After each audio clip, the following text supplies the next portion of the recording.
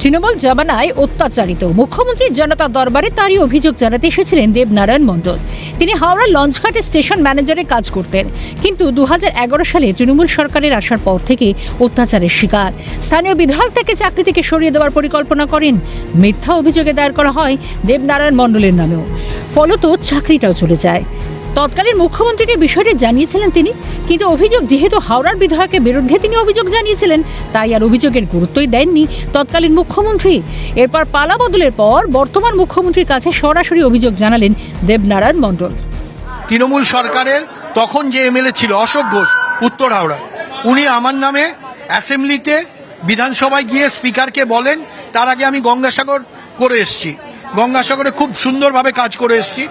উনি বলেন আমি গঙ্গাসাগরে নাকি 1 কোটি টাকার জাল টিকিট ছাপিয়ে ওই টিকিটের টাকা 1 কোটি টাকা আমি পকেটস্থ করেছি। আমার নামে তখন কমপ্লেন হয়ে যায়। কেন করলেন উনি এরকম? উনি লঞ্চঘাট দখল করতে, আমি ওখানে যেহেতু দায়িত্বে আছি, উনি তৃণমূল ঢুকতে পারছেন না ওখানে, ঠিক আছে? এটা তো একটা কোঅপারেটিভ ফর্মে আছে। তৃণমূল ঢোকার জন্য আমার নামে মিথ্যে ব্লেম দিয়ে আমাকে ওখান থেকে সরাতে চাইছেন, এবং আমার এগেনস্টে গিয়ে মিথ্যে এইসব ইয়ে করে 147, 148, 149, 386 সরকারের আমলে পুলিশ মিথ্যা কেস দেয় আপনাকে বলছে। ওনারা গিয়ে এফআইআর করে, ফলস এফআইআর করে, মিথ্যে। আর পুলিশ কি সঠিক তদন্ত করেছিল? তারপরে ওনাদের সরকার তদন্ত হয় নাকি? ওইভাবেই পড়ে আছে। আমি তারপরে কোর্টে গিয়ে জামিন নিয়েছি, আমি তারপরে হাইকোর্টে কেস করেছি, কেস চলছে। এখন মুখ্যমন্ত্রীর কাছে আমি এসেছি যাতে আমি আমার চাকরি ফিরে পাই, এবং এই 14 বছরে আমার যে আর্থিক ক্ষতি হয়েছে আমার পরিবার এবং আমার ঋণে আমি ঋণগ্রস্ত হয়ে গেছি, কারণ আমাকে তো চালাতে হয়েছে সংসারটা। মমতা ব্যানার্জির কাছে গেছিলাম, কালীঘাটে গেছিলাম, চিঠি দিয়েছিলাম, কিচ্ছু হয়নি। কমপ্লেনটা তো অশোক ঘোষ আর গৌতম চৌধুরীর এগেনস্টে, কি করে হবে? তৃণমূলের লোকেরা তো ভাঙচুর করেছে, তৃণমূলের লোকেরা আমাকে ওখান থেকে সরাতে চেয়েছে। মুখ্যমন্ত্রী জনতার দরবারে এসেছিলেন ফার্স্ট ইয়ার সুপারভাইজারদের একাংশ। তাদের দাবি ছিল সম কাজে সম বেতনের। তৎকালীন সরকারের আমলে মুখ্যমন্ত্রীর সঙ্গে অর্থাৎ স্বাস্থ্যমন্ত্রীর সঙ্গে দেখা করতে চেয়েছিলেন, কিন্তু দেখা হয়নি, এমনকি তাদের দাবিও পূরণ হয়নি।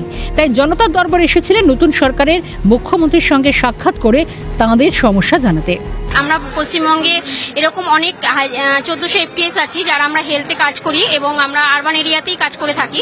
আমরা মা শিশু সুরক্ষা নিয়ে কাজ করে থাকি, তাদের ভ্যাকসিনেশন দেওয়া থেকে, এবং এছাড়াও হেলথের সমস্ত রকম স্বাস্থ্য পরিষেবা আমরা দিয়ে থাকি। আমরা এসছি, আমরা 2021 সালে দেখা গেল যে NUHM লঞ্চ হলো, এবং সেখানে দেখা গেল যে আমাদের সমস্যা হচ্ছে আমাদের বেতনের একটা সমস্যা তো রয়েই গেছে। আমরা 6500 টাকা মাইনে আমরা সমস্ত কাজটা করে থাকি। দীর্ঘদিন ধরে, আজ 33 বছর ধরে আমাদের এই পোস্টটা রয়েছে এবং কাজ করে যাচ্ছে আরবান এরিয়াতে। আমাদের নিয়োগ কিভাবে হয়েছিল? আপনাকে কন্ট্রাকচুয়াল স্টাফ? আমরা সুডার আন্ডারে, আমরা সুডার আন্ডারে নিয়োগ হয়েছিল। আমরা যে এই মুখ্যমন্ত্রীর কাছে আসতে পেরেছি, এটা আমাদের বড় পাওনা। আর তার কাছে গিয়ে যে আমরা আমাদের কথাটা বলতে পারবো তার সামনে, এটা আমাদের কাছে খুব বড় পাওনা।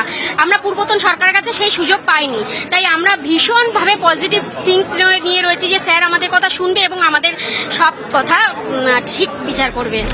নতুন সরকারের বয়স মাত্র 1 মাস, তারই মধ্যে মুখ্যমন্ত্রী সাক্ষাৎ করছে নাম জনতার সঙ্গে। বেজায় খুশি সাধারণ মানুষ। এখন এদের সমস্যা সমাধানে কি পদক্ষেপগুলো দ্রুত নেওয়া হয় সেটাই দেখার। ক্যামেরা জ্যাকি সিং এর সঙ্গে রেশমি দাসের রিপোর্ট, ক্যালকাটা নিউজ।